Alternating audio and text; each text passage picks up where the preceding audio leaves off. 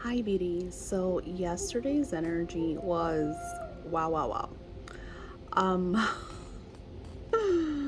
so I cannot wait to hear your stories. I'm really excited because, being able to share that magic, I remember when that magic first came into my life. I wasn't ready for it. I remember I that was in my worst time. The crazy thing is that magic came into my life at my worst. At my worst. I had lost everything. I was in between hotels, staying in my mother-in-law's, going to my mom's. It was just a really, really bad time. And I remember my cousin purchased the Kabbalistic book. She was researching on it. We were talking about the magic. And I was like, oh, that sounds really cool and everything. But I wasn't, when you get into that rut energy, I remember I even read a little bit of Napoleon Hill's book, and I was just like, I'm tired of thinking positive. You get into that state that you're just so upset. You're so upset because you don't realize that you manifested all that shit, that you did all this to yourself. You don't realize that. You think it's the outside noise. I was so pissed at my mother-in-law. I was just like in a dire state. So I didn't see it. And then that was in the first shift because we had our first major shift until 2012, and this occurred in 2011. It had actually occurred in 2010. This was when I first really lost everything. And then it was just like 5 years of chaos. I really didn't get out of that rut until like, I think the first time I got out of it was when I first manifested my first $10,000 client. And that might have been like 2015. It might have been 2014, 2015. I'm not even 100% sure. And that's, I still wasn't using this divine energy. And I had the book and I had the cards and I had all the stuff. I still wasn't using it. And then it was when COVID hit that COVID showed like, oh my God, you have to have money. You can't be living happily from paycheck to, middle class paycheck to paycheck, credit cards, whatever the fuck. You can't. You have to have a plan. You have to have cash flow. So my spiritual guides are like, Daisy, you have the magic. Go get it. It's in your storage boxes because have those Rubbermaid containers. And I couldn't find the book. Couldn't find the book, and I was like, you know what? I'm just gonna download it. And then I found another one, and I did exactly what I shared with you, and everything just wow, wow, wow, wow, wow. So today's principle four. Principle four is how to invest wisely. So when I was in my chaos, and I started first making some money, one of the first things I invested in was stocks. I bought, I don't know how many shares of Starbucks stocks because they were really cheap. I think they were like $10. Imagine that. And um, years passed. I had the stocks there because my mind was you buy the stocks and you leave them alone. They, you know, grow and then you could cash out. The company traded the stocks. Apparently, in the small print, they're allowed to do that. I don't know when they did it, but they did it. So when the stocks went to $80, and I was super excited because I was like, I'm gonna cash out a few of them to because I was gonna like invest in other things. I don't remember what I was gonna invest in. I did it. Here's the worst part. My husband had a friend. This was like 2013, 14, 15. It was before Bitcoin blew up. And his friend's like, dude, Bitcoin's gonna blow up. I'm gonna help you. Let's get into this. My husband's like, do do do do do. Because my husband, oh my god, I can't even. I had Bitcoins. The first Bitcoins that I had were in 2007, 8, or 9. Because I had people from overseas that's how they would pay. But I used an email that I had way back when, and I could not get back into my Bitcoin account.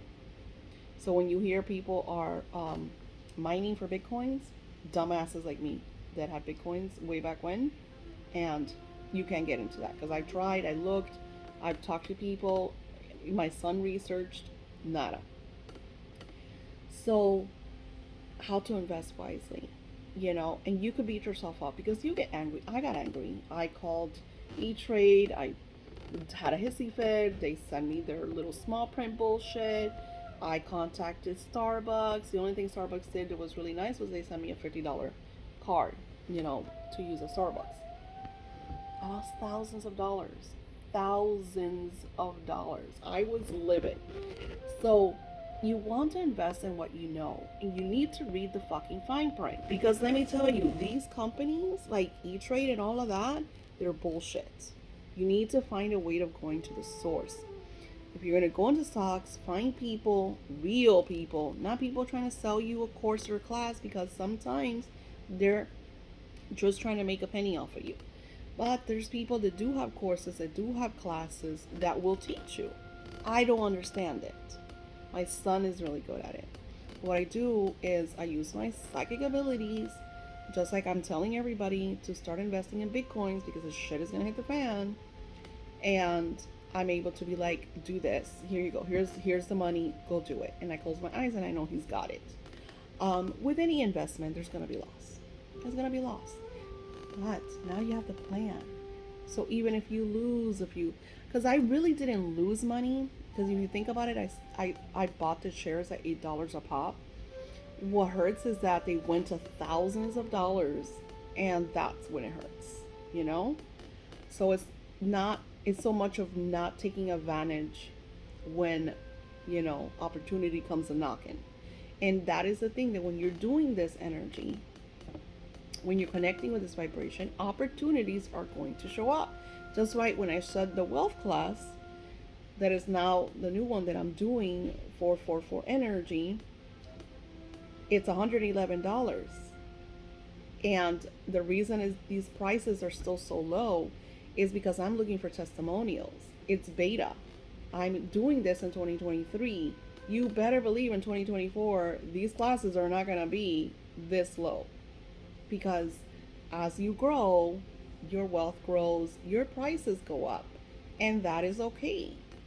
So you saw in the script that I shared yesterday of how I was manifesting. I mean, think about it. I have $10,000 clients. I have $10,000 clients. I have $5,000 clients. I have $655 clients. So that's where I'm at. Okay, what's my next? So you need to meet yourself where you're at and not beat yourself up about it, but take it to the next. Keep growing. So here I wrote, and you could read it.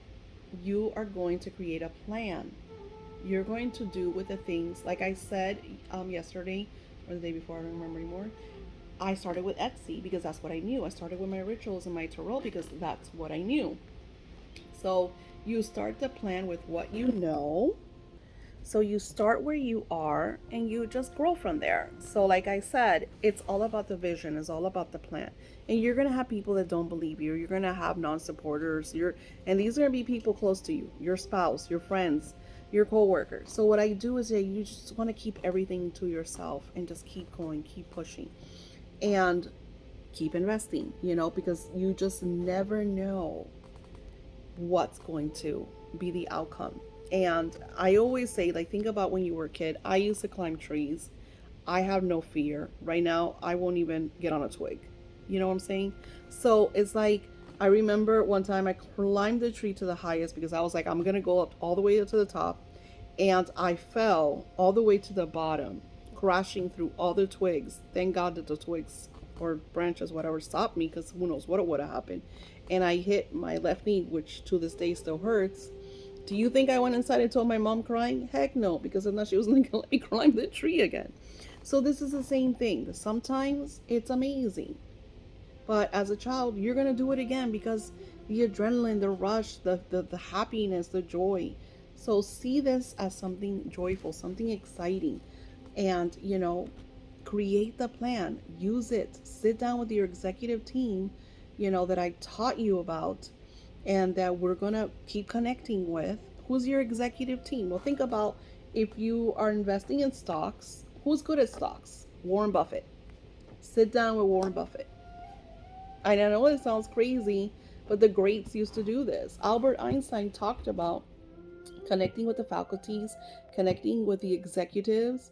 Napoleon Hill if you really read what it states, he really didn't connect. I think he did have an interview with Carnegie, but it wasn't real life. This didn't really happen. It was all spiritual, it was all mental. So create the plan. Create the plan. Namaste.